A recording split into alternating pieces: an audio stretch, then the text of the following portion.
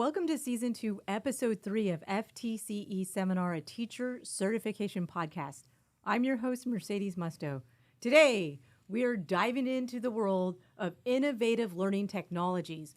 Joining me is Samantha Arnoldussen, an instructional designer. You may know her work here on FTCE Seminar because she puts the T in technology and the A in audio producing. She produces all of our shows. I mean, you did not know that, but she is the producer here for FTCE Seminar at the Pickens Multimedia Studio at the University of West Florida. Samantha, welcome to the podcast. Thank you, Mercedes, for inviting me to join your show. It's been amazing watching your podcast grow and reach so many people. You know, I get so freaking excited when we get to do this stuff. I encourage everyone to find your joy and just go for it. Be all in. Find something you love, because when you're doing it, you're just timelessness. It's absolute timelessness.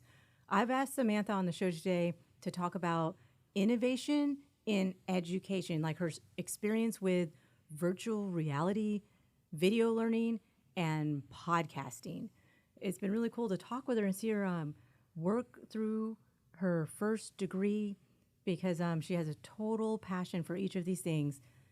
We've got a ton of cool stuff to talk about, so let's jump right in. First on the list, virtual reality, or VR. VR seems to be making some serious waves in education. I mean, how have you used VR in higher education? And what are some future possibilities of integrating VR into like the classroom? Yes, we are exploring virtual reality here at the University of West Florida, and it's so interesting to see how immersive technology can be used in a wide range of disciplines. So far, the College of Health has been using VR. Some UWF students created a digital twin of one of the buildings here on campus for construction management. If you're not familiar with what a digital twin is, it's basically like the digital version of an object or a building. And I'm actually currently developing a VR scenario for the educational leadership program in the School of Education that requires students to use critical thinking to work through a scenario that they could face out in their profession. We are still pretty new at this, but it's been pretty cool to watch students complete these simulations. Oh my gosh, that sounds incredible.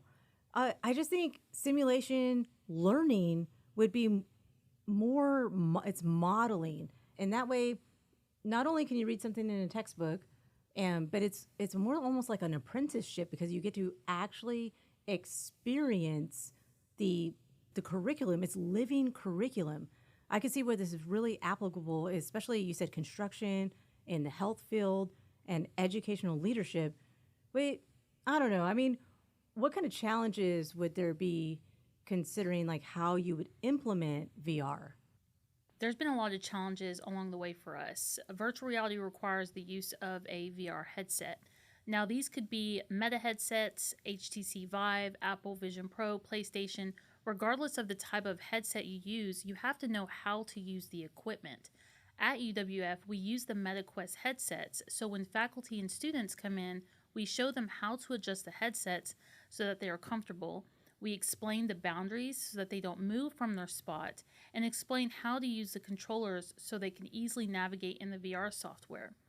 Another important element that can be difficult to navigate is the VR content itself. There are companies that have created curriculum that you can buy for your organization, but there are platforms that allow you to create your own content. We use the software Engage that has a built-in VR editing tool.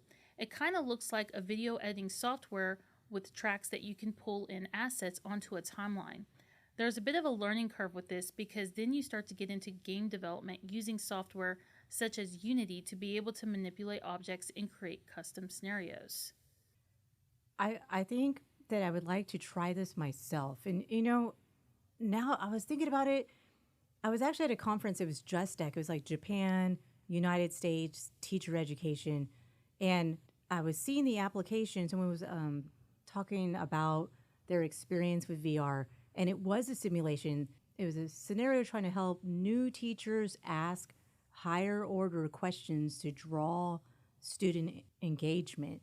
And it was so fascinating to see that in the criteria of it, it was a modeled classroom, and it had a diverse panel of students, and then the teacher would ask question prompts, and the students would actually respond. And they respond fairly accurately, that how like real students in a real classroom would respond. I found it absolutely fascinating, and I can't wait to see where VR goes from here.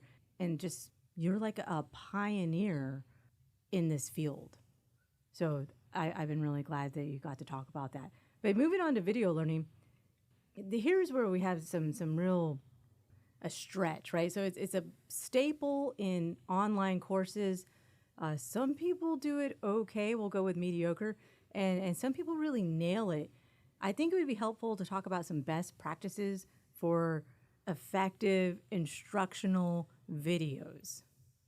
I have been working in the Pickens Multimedia Studio for a couple of years now, and so I've gotten to create a lot of different kind of instructional videos. Videos are so important in education, especially online courses, because it gives that important element of instructor presence and allows the instructor to break down complex topics. But when creating instructional videos, it's really important to remember best practices. So it's important to always have the option for closed captions and transcripts, and any elements on the screen should coincide with what the speaker is saying. Also, don't read your slides word for word. Incorporating slides into your video is perfectly fine, but your slides shouldn't be filled with text. Only include key points about the topic and then let you, the instructor, do the rest. And also, don't be afraid to create introductory videos for the beginning of class. Videos don't always have to be about the course content. It can be good for students to get to know who their instructor is outside of the classroom. Talk about your hobbies, your family, any pets you have, anything that you would like to share. This can help break the ice with nervous students on the first day. I would absolutely love to see an introductory instructor video, because now I have seen this at another university in their online courses. And one of the things I did like about their instructor videos was that they had the same background. I actually really appreciated that. So they had the campus logo behind them, and it was very well done, where they come into the studio, introduce themselves, talk like a normal human, because outside of instruction, because we have like two sides. We're like friendly talky person, and then the instructional person who's telling you all the facts. But I thought it was really important. It is an icebreaker, and you talked a little bit about social presence. Several years ago, it was one of the first things I read about in the literature, was especially when we shifted to mega online learning, was the importance of instructor social presence and how they can do that. Video was one of them. Meeting, like Zoom meetings or some sort of online face-to-face discussion, so that the class could actually all see each other, facilitated by the professor themselves. And all of this, like you said, like breaks the ice and transforms that digital platform into something much more human. And I appreciate that, because I do want to know and admire my professors from a human standpoint.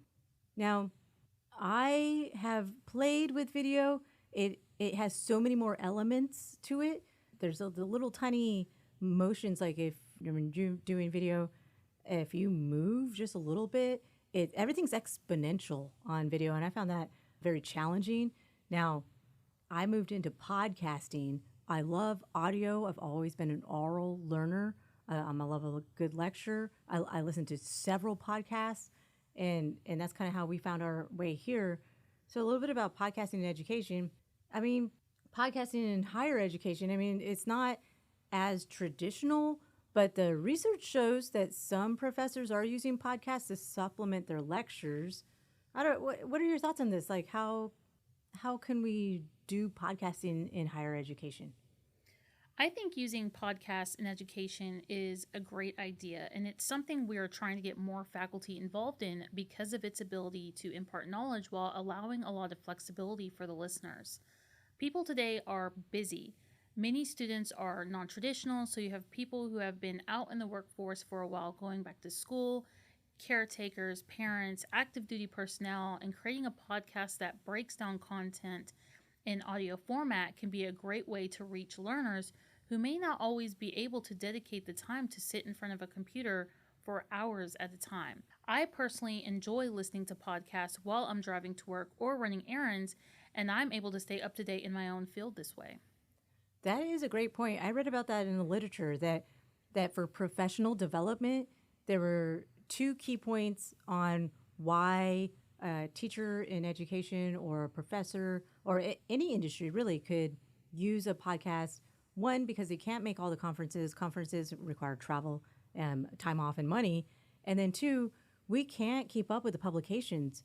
There's just so much knowledge out there, but you can totally just plug in and in 15 minutes, you can get the latest on the research and what's going on in the industry. And then, I have some really favorite podcasts. I feel like they have a social presence. I can't wait to listen to their voice. And I just want to know, like what's next with like Dr. Jordan Peterson. I know he's one of my favorites. So I've got to tell all of our listeners how grateful I am to work with a high-performing team member such as yourself, Sam. It has been a journey. Samantha came on board, and she basically was like, let's do this. And I was like, what are we doing? And we just figured it out along the way. So what we are creating here with FTCE Seminar is a little bit, okay. It's like a lot new as far as educational podcasts are concerned. We are actually making a podcast of like exam notes and study. You can study by a podcast. And it's very experimental for us. I'm excited to keep going with this. So, we've been working together on this project, and we're actually venturing into another project for another exam. What have you learned over the last year while working on this podcasting project? I had never been involved in a podcast project before until you came along. And so just being able to just dive right in, learning more about, script writing, structuring podcasts, how to reach out to your learners in audio has been a huge learning experience for me. And I really feel like that's the best way to learn, especially with technology. Sometimes you just have to dive right in and start playing with it, and you learn from your mistakes. I mean, there have been times where I've had to, go back in the editing tool and cut and split and splice. You start to get better and listen to how it should sound. And I feel like in a way it kind of improved some of my video work. The audio on my videos have improved by learning how to do the podcasting. And I'm really excited to be on this episode with you today because you've come such a long way. And I just want to let you know that I'm your biggest fan. Yay. Oh my gosh. I've got to let you know that in my phone, your name is Vice President Samantha. And so every time that your name comes up, it says VP Sam. and that's because sometimes I have these ideas, and she's like, let's try it this way. And I think, oh my gosh, that's brilliant. So there's the high performing team part is that you can't be good at everything. And thank God we can bring in experts and then we all work together towards the same goal. And we achieve that. And it's brilliant. And then it's really self-fulfilling because I get really excited. And then I'm like, oh my gosh, look at this. And we're both part of it. And the creation almost takes on a life of its own. And then we just keep throwing wood on the fire and watching it burn. We're like, wow, it's so much fun. So on the excitement part, Samantha and I have worked together for about a year now, and I've been to a few conferences presenting on podcasting and podcasting pedagogy and principles of podcasting, but something really cool has happened this year. We formed a team here with instructional designer Kate, Samantha, and myself, and we will be presenting our research at the Association for Educational Communications and Technology, AECT, in Kansas City, Missouri this year. The title of our presentation is Integrating Podcasting into Higher Education, Exploring Applications and Implementation Strategies. I'll be doing a little take on working in teacher education with the Exam Prep podcast, and Samantha and Kate Wait, tell me a little bit about your presentation for this conference. So, for this conference, I'm actually going to be talking about how you can use podcasting for faculty members. So, like I was saying earlier, a lot of people are really busy nowadays, especially faculty members who have these full course loads and they're on all these boards and they just have a lot going on. So, we figured one of the best ways to help faculty members and reach out to them is by creating a podcast that kind of works as a little bit like professional development, where we talk about tips and guidance on using educational technology. That is awesome. I cannot wait. I know that Kate was really good at helping construct the framework for this presentation.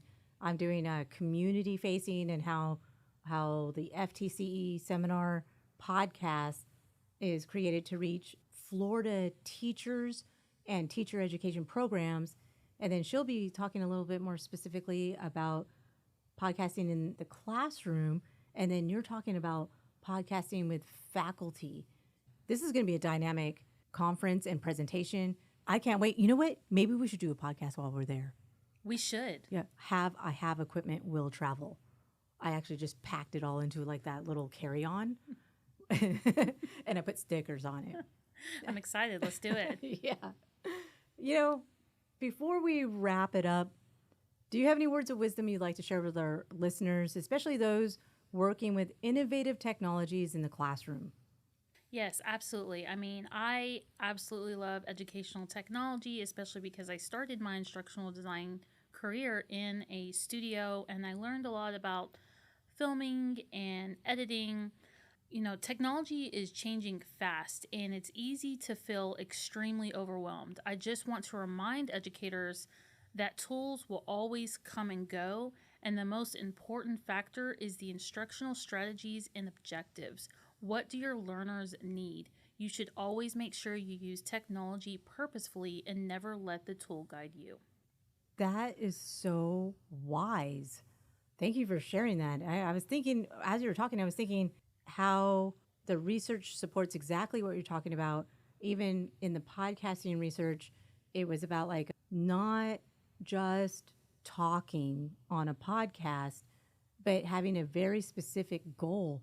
And so when we crafted the script for each lesson that supports the testing blueprint for the Florida Teacher Certification Exam, one of the most challenging sections was the math podcast. And Samantha and I worked through that. I was like, how are we going to do this? And she did some research and she was like, math podcasts can be done. And then on my teacher side, I was like, well, okay, so let's scaffold these ideas out. And we literally broke it down and focused. We used the tool of podcasting to focus the content on exactly one micro learning session. And then we built all that out.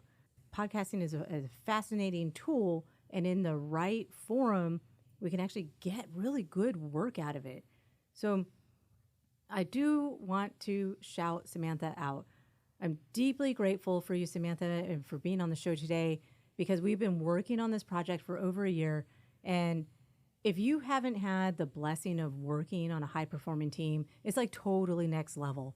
So not only do I love coming to work, but Samantha, you're overflowing with ideas. I mean, she's got ideas, and the next thing you know, you're creating something together, and she's creating something, and then you're just on fire. And I was listening to Dr. Billy Owlsbrook. He's a motivational speaker, and he says, drop an ounce of truth in your life and watch it spread. And the truth is, I love this stuff. And he says, be on fire. He goes, you can't be on fire.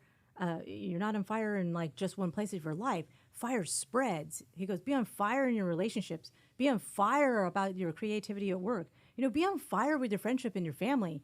And I think that's something I think I'm hot right now. It's July in Florida, but I'm on fire about this, and you're on fire too. And this is the ultimate pinnacle of Maslow's hierarchy and Bloom's taxonomy, because for the teacher educators, creation is the highest form of learning. And that's why Samantha is our featured teacher today, because I want you to know that teachers exist in and out of the classroom. I mean, ask yourself, who has been a teacher in your daily life? Someone that you are consistently learning from. For me, That's Samantha. Then give them a shout out of gratitude because they're special. So say thank you to a teacher today. Hey, Samantha, thank you for being a teacher in my life and for your constant encouragement and support. I love you, man. It's been great. I've loved working with you on this podcast. This is your host, Mercedes Musto. Join me again on FTCE Seminar, a teacher certification podcast. This podcast was recorded at the Pickens Multimedia Studio at the University of West Florida. This podcast is listener supported and contributions can be made via the listener support link on Spotify, or hey, you can buy me a coffee on ftceseminar.com.